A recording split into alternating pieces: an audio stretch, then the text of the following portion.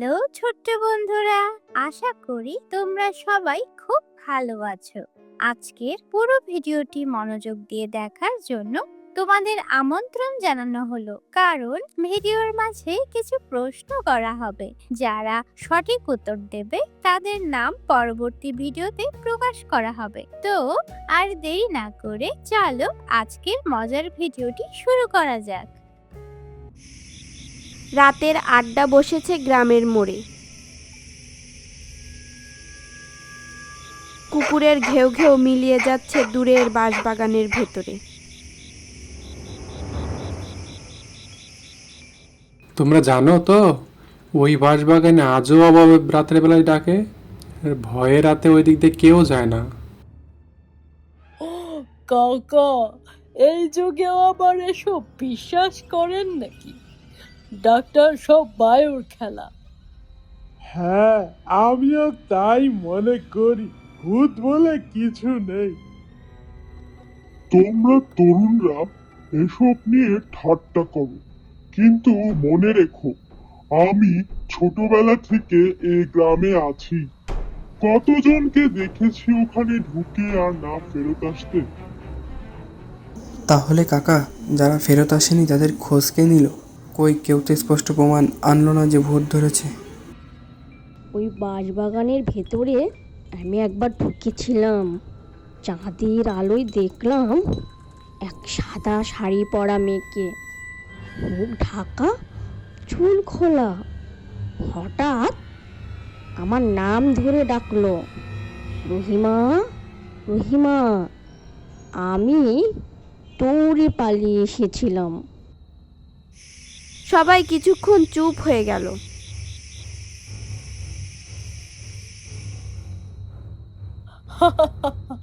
আরে বেগম, এসব আপনার কল্পনা।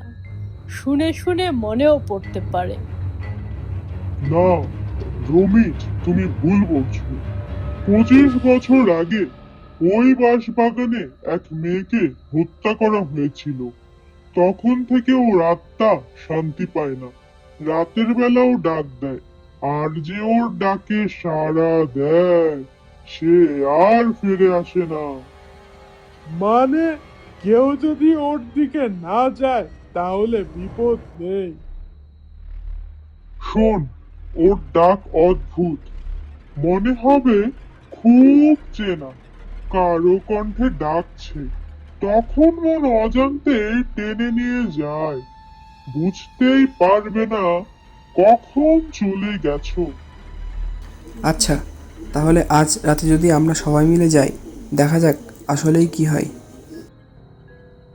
চুপ কর, এসব নিয়ে খেলা করা পাপ। জানটা নিয়ে ফিরতে পারবে না। আমি আমি গেলে নিশ্চয়ই কিছু হবে না। আমি দেখাবো ভূত বলে কিছুই নেই। ঠিক আছে, তুই যদি যাস আমিও তোকে একা যেতে দেব না। তোমরা পাগল হয়েছো নাকি? ওখানে গেলে তোমাদের কবর খুঁড়তে হবে। আমি কারো জানাজায় দাঁড়াবো না।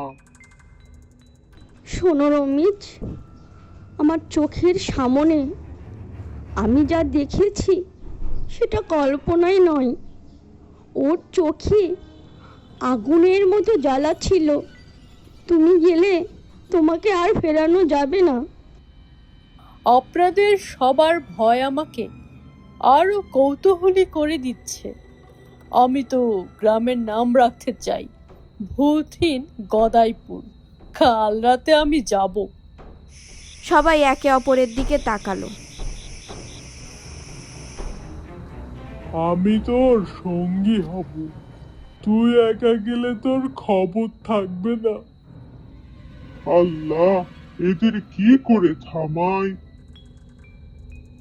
যাও, যদি যাও তবে সাবধানে যেও, আর ওর ডাকে সাড়া দিও না। ঠিক আছে কাকা, কাল রাতে আমরা প্রমাণ করব। রাত গভীর, গ্রামের সব ঘরে আলো নিভে গেছে। শুধু রমিজ আর রাহাত চুপচাপ বের হলো। সাইদুলও হঠাৎ এসে জুটে গেল। তোমরা ভেবেছো আমি ভয় পাবো? ও আমিও যাব তোমাদের সাথে। ভালোই হয়েছে, তিনজন একসাথে গেলে ভূতটা নিজেই পালাবে। তুই সবসময় হেসে উড়িয়ে দিস, কিন্তু আমার ভেতরটা কাঁপছে। যদি সত্যি কিছু থাকে। কিছু নেই, সব মনের খেলা। দেখিস, কালকে গ্রামে গিয়ে সবাইকে বলবো কেমন করে ভূতের ভয় গায়েব হলো। তারা ধীরে ধীরে বাঁশবাগানের দিকে হাঁটতে লাগলো। হঠাৎ পিছন থেকে কণ্ঠ এলো। ওই দাঁড়াও, তোমরা কি যাচ্ছ? হ্যাঁ কাকা, ভূতের খোঁজে যাচ্ছি। শোনো, আমি শেষবারের মতো সতর্ক করছি, ওখানে গেলে কেউ তোমাদের ফিরিয়ে আনতে পারবে না। কাকা, আপনারা তো ভয় কেন? আমরাও তো মানুষ। যদি ভূত থাকে তবে তারও কিছু করার ক্ষমতা থাকবে না। তোমরা বুঝছো না, ওই মেয়েটার মৃত্যু স্বাভাবিক ছিল না, তাকে হত্যা করা হয়েছিল। আর সেই রক্তের দাগ এখনো শুকায়নি, তার আত্মা শান্তি পায়নি, তাই রাতের বেলা সে ডাক দেয়। তাহলে তার আত্মাকে শান্তি দেওয়া উচিত, তাই না? ঠিক তাই, কিন্তু ওই যে কাউকে ডেকে নিয়ে যায়, তাকে আর ছাড়ে না। আমরা পালিয়ে আসবো যদি বিপদ হয়। তিনজন বাঁশবাগানের ভেতরে ঢুকলো। এখানে কেমন ঠান্ডা, যেন হিম বাতাস বইছে। চুপ কর, এসব ভাবলেই ভয় পাবি। হঠাৎ দূর থেকে কণ্ঠ ভেসে এলো, রমিজ। সবাই থমকে দাঁড়ালো। এটা তো আমার আম্মার গলা, কেমন করে সম্ভব? না রে, এটা ফাঁকি, ভুল করিস না। কণ্ঠ আবার এলো, রমিজ আমার কাছে আয়। রমিজের চোখ ছলছল করে উঠল। আমার মা অসুস্থ, হয়তো সত্যি উনি। না, করিম কাকা কি বলেছিলেন মনে করো, ওটা ওর ফাঁদ। সাইদুল রমিজের হাত ধরে টানলো। তুই যদি যাস আমরা কেউ ফেরত যেতে পারবো না। আল্লাহ, কিছু একটা আসছে। দেখা গেল সাদা শাড়ি পরা এক অবয়ব ধীরে ধীরে ভেসে আসছে। চুল খোলা, মুখ আধো আলো আধারে ঢাকা। ওটাই নিশি। চুপ, তাকাস না ওর চোখে। অবয়বটা হাহাকার ভরা কণ্ঠে বলল, কেউ কি আমাকে শান্তি দেবে? কেউ কি আমার মৃতদেহ খুঁজে দেবে?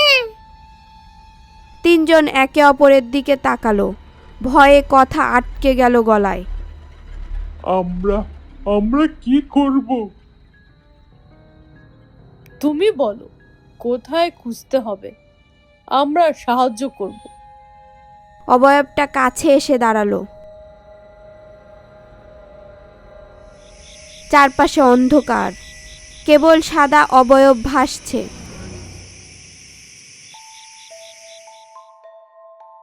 আমার মৃতদেহ মাটির নিচে পড়ে আছে, আমাকে কবর দাও, তাহলে আমি শান্তি পাবো। হঠাৎ সবকিছু অন্ধকারে ঢেকে গেল, শুধু কণ্ঠ ভেসে আসতে লাগলো। তাদের বুকের ভেতর ধুকপুকানি বেড়ে গেল। আল্লাহ, কিছু দেখা যাচ্ছে না, আমরা ফেসে গেছি।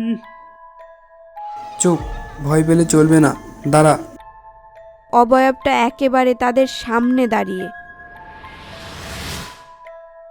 তুমি কে? তোমার নাম বলো। আমার নাম হাসিনা। আমি আমার মা বাবার সাথে এই গ্রামেই থাকতাম। আমার মা মারা যাওয়ার পর চাচা চাচি সাথে থাকা শুরু করি, কিন্তু তারা আমাকে কিছু সম্পদের লোভে চাচা চাচি আমাকে এই বাঁশবাগানে হত্যা করে পুঁতে রেখেছিল। আমার আত্মা শান্তি পায়নি। তাহলে সত্যি এখানে হত্যার শিকার হয়েছিলে? হ্যাঁ, বহু বছর ধরে আমি মুক্তির অপেক্ষায় আছি, কিন্তু কেউ সাহস করে আমার কবর খুঁজে দেয়নি। তোমরা কি দেবে? আমরা যদি তোমাকে শান্তি দেই, তুমি আমাদের ক্ষতি করবে না তো? না, আমি শুধু মুক্তি চাই। আমার আত্মার কষ্ট সইতে পারছে না। তিনজন একে অপরের দিকে তাকালো। শোন, আমাদের একা কিছু করার নেই, গ্রাম প্রধানকে জানাতে হবে। কিন্তু আমরা ফিরে গেলে গ্রামে কি কেউ বিশ্বাস করবে?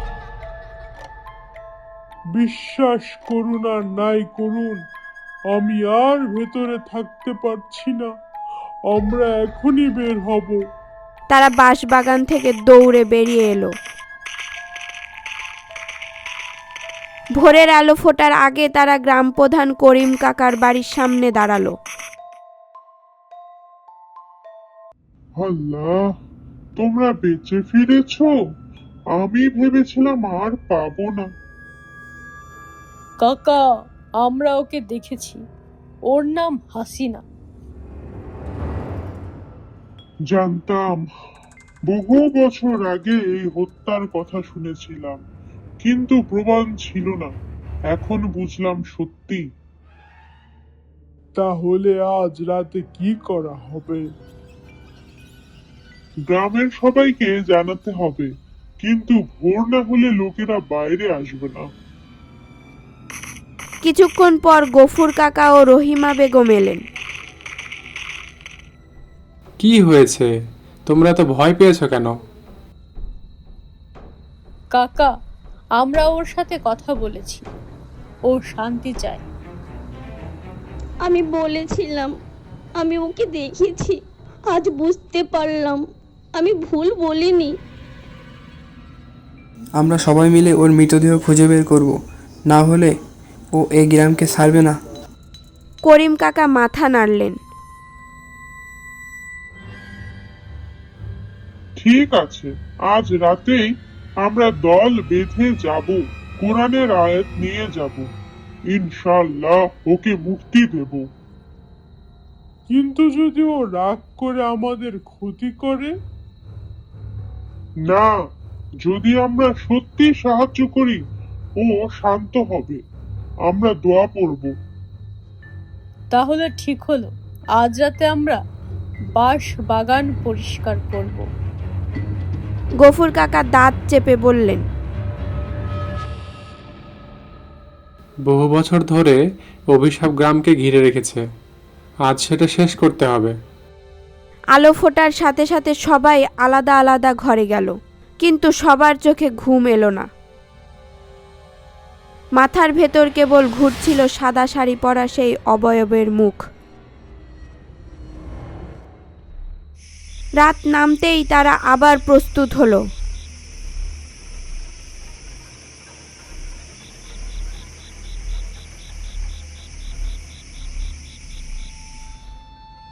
আজ আমরা সবাই মিলে ওর আত্মাকে শান্তি দেব, কেউ ভয় পাবে না। সবাই একসাথে হাঁটতে লাগলো বাঁশবাগানের দিকে।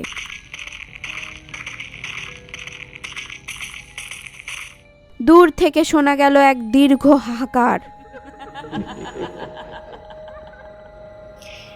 আমি অপেক্ষা করছি, গ্রামবাসীর দল বাঁশবাগানে ঢুকলো।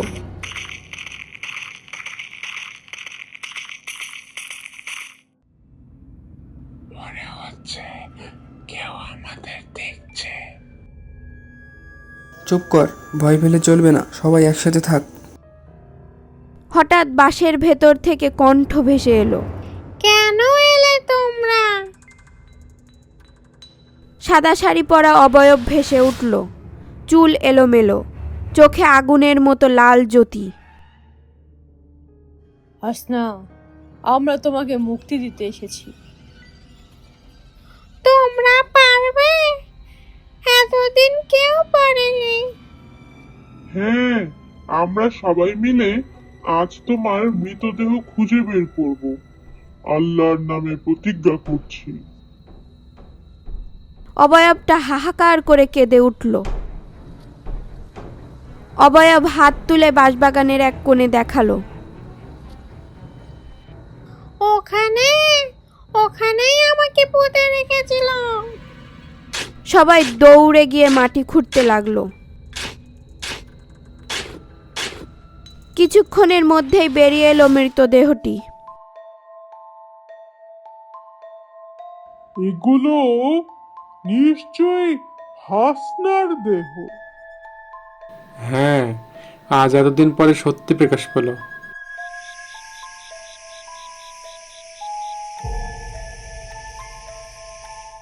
চল, তাকে যথাযথ কবর দিই। সবাই দোয়া পড়ো। সবাই মিলে নতুন কবর খুঁড়ে মৃতদেহটি কবর দিল। দোয়া শেষ হতেই চারপাশ শান্ত হয়ে গেল, বাতাস থেমে গেল, বাঁশ আর কাঁপল না। ধন্যবাদ, আজ আমি মুক্তি পেলাম।